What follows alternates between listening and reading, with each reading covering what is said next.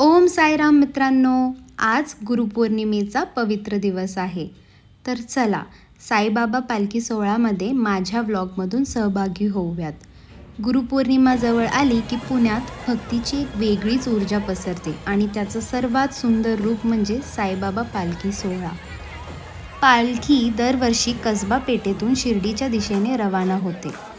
हजारो भक्त बाबांवर श्रद्धा ठेवून या पालखीमध्ये सहभागी होतात. मी माझ्या घरच्यांसोबत सकाळी लवकरच तिथे पोचले. त्या क्षणी वातावरण एकदम पवित्र आणि भक्तिमय होतं. सगळ्यात आधी साईबाबांच्या पादुका कसबा गणपती मंदिरात ठेवण्यात आल्या. मंदिरात आतून साईबाबांची आरती सुरू होती. आवाज अगदी मनाला भिडणारं. लोक शांतपणे रांगेत उभे होते. सगळ्यांच्या डोळ्यात भक्ती आणि मनात प्रार्थना. मंदिरात सुंदर रांगोळी काढलेली होती. पावसाच्या सरी असूनही सगळीकडे फक्त आणि फक्त श्रद्धेचा रंग होता.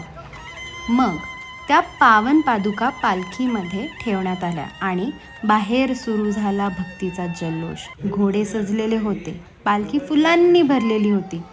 बाहेर टाळ, मृदुंग आणि साईनाथ महाराज की जय चे जोरात घोषणा चालू होते.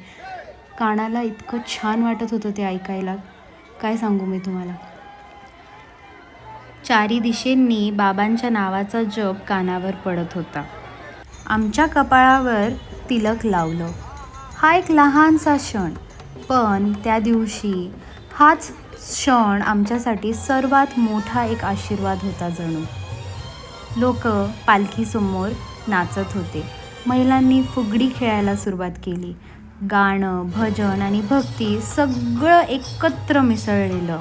बाबांचं नाव घेत लोक रस्त्यावरून चालत होते. काही जण पाणी, पोहे, बिस्किट तर काही जण उपमा, चहा, केळी वाटत होते. अगदी मनापासूनची सेवा. ह्यात काहीच देखावा नाही बरं का. दरवर्षी ह्या पालखीवर हेलिकॉप्टरमधून फुलांची उधळण होते, पण यंदा हवामानामुळे ती झाली नाही. तरीही कोणाचाही उत्साह कमी झाला नव्हता. साईबाबांची पालखी ही फक्त एक यात्रा नाही, ती आपल्या श्रद्धेचा, भावनेचा आणि एकतेचा एक सुंदरसा अनुभव आहे. गुरुपौर्णिमा हा आपल्या गुरूंचा दिवस आणि साईबाबा हेच आपले खरे गुरु आहेत. त्यांच्या चरणी ही सेवा, ही प्रार्थना, ही चाल सगळं अगदी पवित्र वाटतं. आजचा दिवस मी आयुष्यभर विसरणार नाही.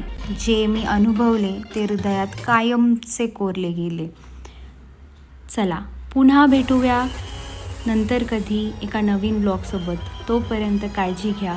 ओम साईराम.